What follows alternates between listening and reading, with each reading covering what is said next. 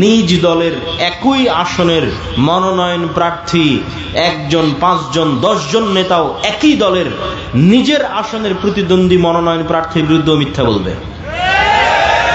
তো মুসলমানদের মধ্যে যেন এই নেতৃত্বের গুণ তৈরি না হতে পারে, এই জন্য ডেমোক্রেটিক কালচার, গণতন্ত্রের কালচার মুসলমানদের মধ্যে দেওয়া আছে। কেন? গণতন্ত্র এমন এক কালচার, গণতন্ত্র এমন এক কালচার যেখানে এক দলের নেতা আর এক দলের নেতার বিরুদ্ধে মিথ্যা তো বলবেই। নিজ দলের একই আসনের মনোনয়ন প্রার্থী একজন, 5 জন, 10 জন নেতাও একই দলের নিজের আসনের প্রতিদ্বন্দ্বী মনোনয়ন প্রার্থীর বিরুদ্ধে মিথ্যা বলবে। কেননা মিথ্যা না বললে টিকতে পারবে না, চলতে পারবে না। গীবত, পরহিংসা না করলে টিকতে এবং চলতে পারবে না। তাহলে যে একবার মিথ্যা বলে ফেললো, যে মিথ্যার কালচারে একবার নিজেকে জড়িয়ে ফেললো, তার দ্বারা কোনোদিন প্রকৃত নেতৃত্ব হবে না। এই নেতা যদি প্রধানমন্ত্রী হয়ে যায়, এই নেতা যদি রাষ্ট্রপতিও হয়ে যায়, এই নেতা যদি এমপিও হয়, এই নেতা যদি মন্ত্রীও হয়, তাহলে যে নিজের দলের মনোনয়ন প্রার্থীর বিষয়ে অন্য দলের নেতার বিষয়ে মিথ্যা বলেছে, দুর্নীতি করেছে, ধোঁকা দিয়েছে, তাকে ভারত আর আমেরিকা টাকা দিয়ে কিনতে পারবে না? পারবে না? বলেন, পারবে? ও তো দুর্নীতিগ্রস্ত, তো মিথ্যার উপর প্রতিষ্ঠিত হয়েছে, তার তো মেরুদণ্ড সোজা নয়। ফলতে ডেমোক্রেটিক কালচারের মধ্যে যে নেতাই আসবে, সেই নেতাই পশ্চিমাদের পা চাটবে, না হয় পাশের দাদাবাবুদের পা চাটবে, টাকার কাছে বিক্রি হয়ে যাবে। আরেকটা কালচার মুসলমানদের মধ্যে রাখা আছে, সেটা হচ্ছে সুদের কালচার। এই সুদের কালচার মিথ্যা তৈরি করে। রাসূলুল্লাহ সাল্লাল্লাহু আলাইহি ওয়াসাল্লাম বলছেন, আল্লাহুম্মা ইন্নী আউযু বিকা মিনাল মা'সামি ওয়াল মাগরাম।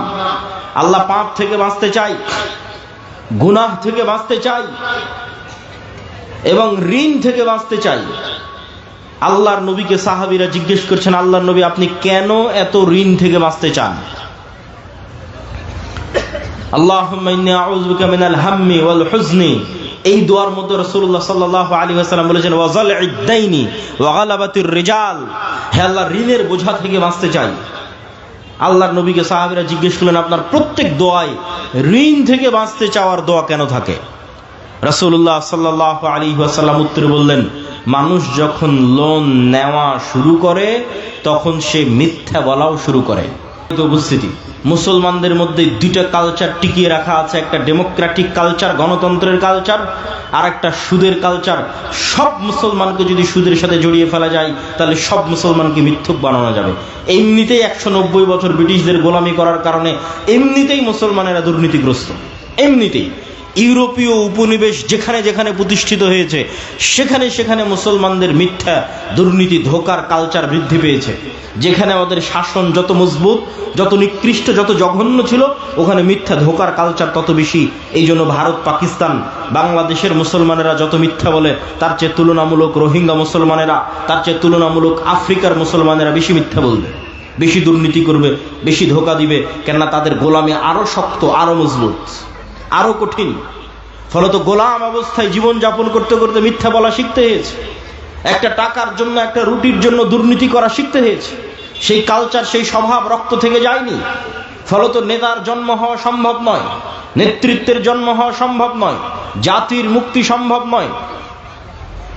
জাতির মুক্তি তখনই সম্ভব যখন প্রকৃত নেতার জন্ম নিবে, যেই নেতার মেরুদণ্ড হবে সোজা।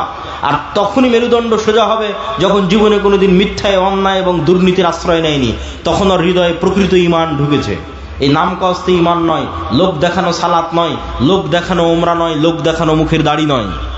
প্রকৃত ঈমানের ভিত্তি হচ্ছে যখন সে সত্যবাদী, আল্লাহর সাথে সত্যবাদী, জনগণের সাথে সত্যবাদী, আল্লাহর সাথে ন্যায়পরায়ণ, জনগণের সাথে ন্যায়পরায়ণ, আল্লাহর সাথে আমানতদার, জনগণের সাথে আমানতদার। সম্মানিত উপস্থিতি।